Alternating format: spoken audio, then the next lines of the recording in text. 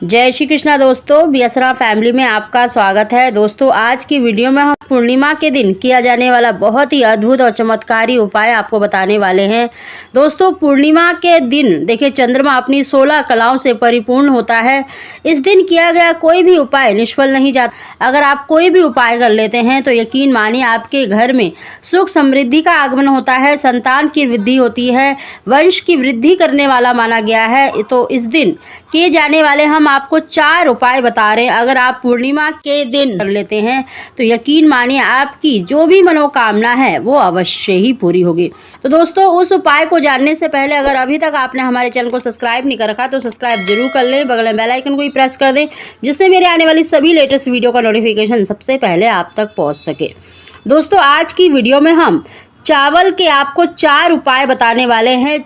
चावल भगवान शंकर को अति प्रिय माना गया है और माता लक्ष्मी को भी चावल बहुत ही प्रिय है। तो आप चावल के ये 4 उपाय अवश्य ही करें, आपकी जैसी भी मनोकामना है वो अति शीघ्र पूरी होगी। पूर्णिमा के दिन सुबह से शाम तक कभी भी इन उपायों को कर सकते हैं। सबसे पहला उपाय है दोस्तों, आपको एक लोटे में जल लेना है। आप मतलब पीतल का, तांबे का या फिर स्टील का लोटा ले लें। उसमें अपने घर का 1 लोटा जल लेना है और आपको लेना है 1 चावल का दाना, 1 अक्षत का दाना लेना है। अक्षत का दाना बिल्कुल भी टूटा फूटा नहीं होना चाहिए, बिल्कुल साबुत लेना है। और 1 बेलपत्र लेना है, वो भी टूटा फूटा नहीं होना चाहिए, कटा फटा नहीं होना चाहिए, बिल्कुल साबुत 3 पत्तियों का 1 बेलपत्र लेना है। इन तीनों वस्तु को लेकर आप भगवान शंकर के मंदिर में जाएं और वहां पर आप सबसे पहले आपको 1 चावल का दाना शिवलिंग पर चंद्रमौली महादेव का ध्यान करते हुए या चंद्रमौली महादेव का नाम लेकर आपको वो 1 चावल का दाना शिवलिंग पर चढ़ा देना है और उसके ऊपर जो बेलपत्र है वो चढ़ा देना है। बेलपत्र का जो चिकना साइड होता है वो आपको शिवलिंग पर चढ़ा देना है और 1 लोटा जल आपको ओम श्री शिवाय नमस्तुभ्यम या चंद्रमौली महादेव का नाम लेते हुए आपको वो जल शिवलिंग पर चढ़ा देना है। और शिवलिंग पर जल चढ़ाते समय आप जब शिवलिंग पर जल चढ़ाते हो शिवलिंग पर अपने हाथ से जल रोककर थोड़ी सी जो उसकी बूंदें हैं आपको अपनी आँखों पर और अपने शरीर पर उसको छिड़क लेना है। जो भी आपकी मनोकामना है वो बोलते हुए आपको वो शिवलिंग पर जल चढ़ाना है।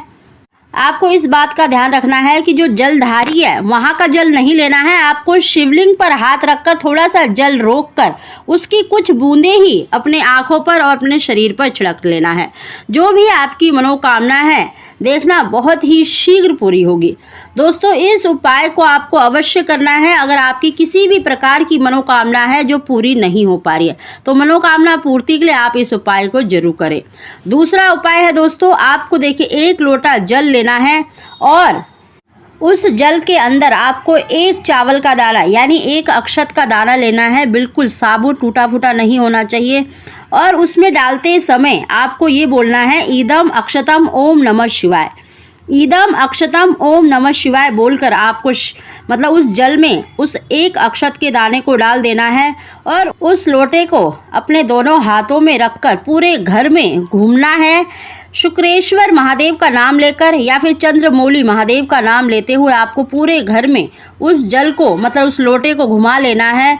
और इस लोटे को लेकर आपको शिव मंदिर में जाएं और भगवान शंकर पर यानी शिवलिंग पर चंद्रमौली महादेव का या शुक्रेश्वर महादेव या फिर कुंदकेश्वर महादेव इन तीनों में से आप किसी का भी नाम लेकर उस जल को शिवलिंग पर चढ़ा दें। देखिए कुंदकेश्वर महादेव का नाम लेने से रोगों से मुक्ति मिलती है और चंद्रमौली महादेव का नाम लेने से सुख समृद्धि का आगमन होता है और शुक्रेश्वर महादेव का नाम लेने से सुख समृद्धि का आगमन होता है। तो आप तीनों का नाम भी ले सकते हैं और किसी एक का नाम लेकर भी शिवलिंग पर वो जल चढ़ा दें। दोस्तों ये छोटा सा उपाय करने से आपके घर में सुख समृद्धि का आगमन होता है। कैसी भी परेशानी है घर के अंदर वो अवश्य ही दूर होती है। तो दोस्तों इस उपाय को आप अवश्य करें। तीसरा उपाय भी बहुत ही सरल और बहुत ही अचूक उपाय माना गया है। दोस्तों अगर आपको संतान की प्राप्ति नहीं हो रही है या धन की प्राप्ति नहीं हो रही है यानी वंश वृद्धि के लिए ये वृद्धि वाला उपाय माना गया है। अगर आपके घर में किसी भी प्रकार की वृद्धि नहीं हो रही है यानी संतान की वृद्धि नहीं हो रही है, वंश की वृद्धि नहीं हो रही है या धन की वृद्धि नहीं हो रही है तो आप इस उपाय को अवश्य करें। इस उपाय को करने के लिए आपको केवल 1 अक्षत का दाना लेना है और आपको लंबी बाती का मतलब दीपक लेना है। दोस्तों आप लंबी बाती मतलब कलावे की भी बना सकते हैं, रुई की भी बना सकते हैं। लंबी बाती जो होती है वो वृद्धि करने वाली मानी गई है। तो आप किसी भी प्रकार की वृद्धि के लिए, यानी घर में सुख समृद्धि की कमी हो रही है, या संतान की वृद्धि नहीं हो पा रही है, या वंश वृद्धि नहीं हो रही है, या धन की वृद्धि नहीं हो रही है, तो आप इस उपाय को अवश्य करें। दोस्तों आपको एक लंबी बाती का दीपक तैयार कर लेना है। इस उपाय को हो सके तो आपको देखिए मतलब रात्रि के समय करना है, सूर्यास्त के बाद करना है, क्योंकि इस दिन चंद्रमा अपनी 16 कलाओं से परिपूर्ण माना गया है, शीतलता प्रदान करने वाला माना गया है, सुख समृद्धि प्रदान करने वाला माना गया है। तो आपको रात्रि के समय करना है। आपको इन दोनों वस्तु को लेकर देखिए, बेलपत्र का जो वृक्ष होता है, अगर आपके घर में है, आपने अपने गमले में लगा रखा है बेलपत्र का वृक्ष, तो आप अपने घर में कर सकते हैं। नहीं तो जहाँ पर भी आपको पता है कि बेलपत्र का वृक्ष है, वहाँ पर जाना है। वहाँ पर एक जो चावल का दाना है उसको आपको ईदम अक्षतम ओम महालक्ष्मी नमः, अगर आपको धन की कमी हो रही है तो ईदम अक्षतम ओम महालक्ष्मी नमः का जाप करते हुए वो एक दाना चावल का बेलपत्र के नीचे चढ़ा देना है और उसके ऊपर आपको दीपक प्रज्वलित करना है। अगर आपको देखिए संतान की प्राप्ति नहीं हो रही है, वंश की वृद्धि नहीं हो रही है, तो ईदम अक्षतम ओम नमः शिवाय, ईदम अक्षतम ओम नमः शिवाय का जाप करते हुए आपको वो चावल का दाना बेलपत्र वृक्ष के नीचे चढ़ा देना है और उसके ऊपर ये दीपक लगाकर आ जाना है। और अपनी जो भी प्रार्थना है बेलपत्र वृक्ष के नीचे अवश्य बोले। देखना आपकी जो भी इच्छा है वो अवश्य ही पूरी होगी। आखिरी उपाय है दोस्तों, इस उपाय में आपको देखिए 31 दाने चावल के लेने हैं। चावल के दाने बिना टूटे फूटे बिल्कुल साबुत होने चाहिए। और आपको लेना है एक बेलपत्र, और एक स्टील के पात्र में आपको थोड़ा सा कच्चा दूध लेना है, और दूसरे स्टील के लोटे में या फिर तांबे के लोटे में आपको शुद्ध जल लेना है। इन तीनों वस्तु को लेकर मतलब इन सभी वस्तु को लेकर आपको शिव मंदिर में जाना है। और सबसे पहले देखिए आपको जो अक्षत लिए हैं, ईदम अक्षतम ओम नमः शिवाय, ईदम अक्षतम ओम नमः शिवाय का 31 बार जाप करके शिवलिंग पर चढ़ा देना है। और बेलपत्र आपको उन अक्षत के ऊपर चढ़ा देना है। चंद्रमौली महादेव का नाम लेते हुए वो बेलपत्र आपको अक्षत के ऊपर चढ़ा देना है।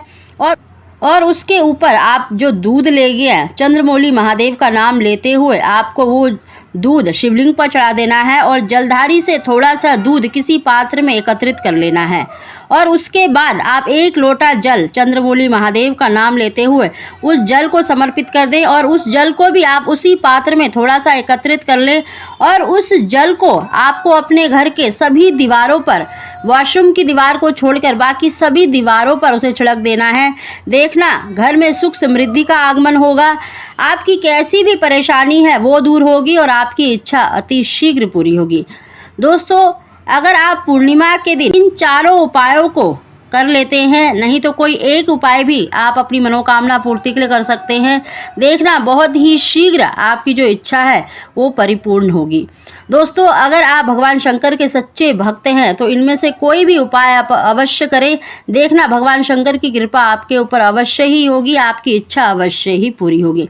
तो दोस्तों वीडियो पसंद आई हो तो प्लीज़ इसको लाइक शेयर जरूर करें। आप सभी को